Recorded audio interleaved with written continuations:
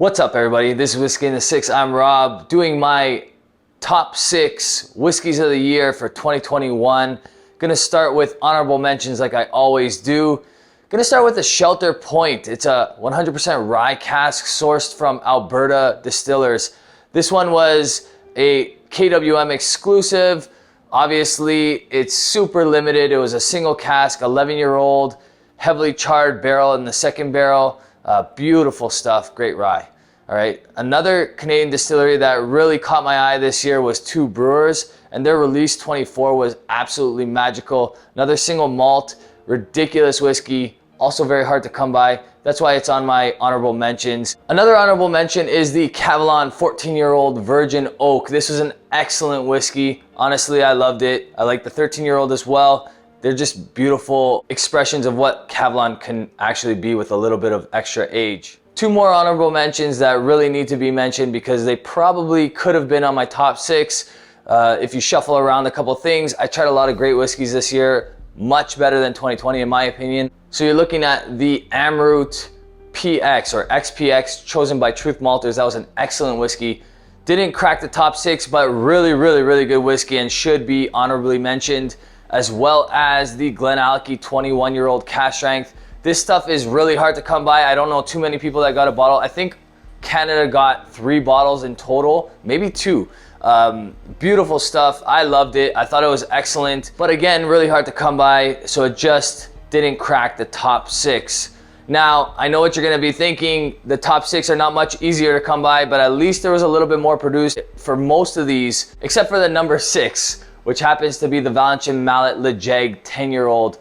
This is an excellent whiskey. It's so unique that it had to be on my top 6. It wouldn't be fair if it wasn't. It's just the most unique whiskey I've tried in my life probably, so I had to put it up there. For a 10-year-old whiskey to be this good, this unique, this much character, it's just something that people that love whiskey are always looking for. Okay, so I had to include this. Beautiful stuff. It was a single cask as well. Valentin Mallet is doing some incredible things, so look out for them, especially their art series. Number 5 is a whiskey that everybody can buy. In fact, it's one of the cheaper whiskeys available in Alberta. It's a 12-year-old Glenallachie, 46% unchill filter, no added color. This stuff is pretty dark, possibly because of the influence of virgin oak casks. It's got some sherry, it's got some bourbon cask. There's quite a bit made of it, so you shouldn't have a problem getting it. Honestly, I love it. I think it's one of the best whiskeys I've tried this year, as you can tell because it's my number 5. Number 4, I had the luxury of trying in the beginning of 2021, although it is a 2020 expression. It's the Springbank 17-year-old Madeira cask. There's about 9,000 of these made, maybe a little bit less, not too much less. So if you're a big Springbank fan, you're probably hunting this one down, and hopefully like me, you got a bottle. Really good stuff. I'm really happy with what Springbank did with this whiskey.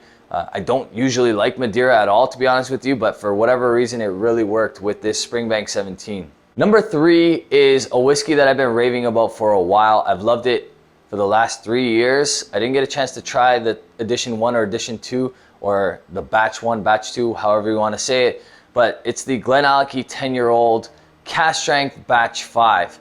Batch 6 is coming out soon. I'm really excited to try that, but the batch 5 was unbelievable in my opinion. Every time I sip it, I can't believe it's cask strength. It just does not drink hot enough to be cask strength. It has 0 heat to it whatsoever. Beautiful stuff. So well-rounded, so much going on. I love this whiskey. It could have easily been my number 1, but the number 1 and 2 are just ridiculous this year, so I had to choose this as my number 3. Number 2 is the Glenfarclas 2002 Family Cask. This bad boy right here, which is 54.2%. There was only 310 bottles made. It's cask number 3,318, winter 2019. Honestly, this stuff was incredible. One of the best family casks I've tried. I do have a really nice one that the review will be coming out in 2022, but unfortunately that won't even be able to be on next year's list because it was too expensive. These have climbed in price. I bought this for like 380 bucks. What a steal in my opinion. Beautiful stuff. Hard to find whiskeys like this nowadays. All right, so this year I was really happy with the fact that I could include some young whiskeys on this list. Of course, I do have that set rule where you can't exceed $500 in order to be on this list. So some of the stuff that I've tried that was absolutely ridiculously incredible couldn't be on this list this year because it exceeds $500, and I don't think that that's fair. Although some of the best whiskeys I've had this year don't even hit the $300-400 range, and this number one is a testament to that. Unfortunately, on secondary now, this is much, much higher. But these Springbank 10 local barley from 2020, this stuff is absolutely incredible. All the color addicts, the guys that are visually pleased, the judge a book by its cover type people, love this whiskey. If they had a chance to open it, they would know that the visual perception meets the quality. Honestly, this stuff is incredible. It's everything that I hope for in a Springbank. It's got that Springbank funk, a little bit of smokiness. It's got high ABV. It's got natural color, beautiful Oloroso casks. Honestly, I'm really impressed with what Springbank did with this. A 10-year-old whiskey that, in my opinion, goes up against some of their older whiskeys that a lot of people would perceive as better, like the Springbank 21-year-old from 2020, which had a lot of buzz about. Very good whiskey, just shy of my honorable mentions, and obviously didn't make my top 6, but this did. This is my number one. 8,500 bottles, 55.6%. I am the first to chirp the local barley series because I do think it's very overpriced.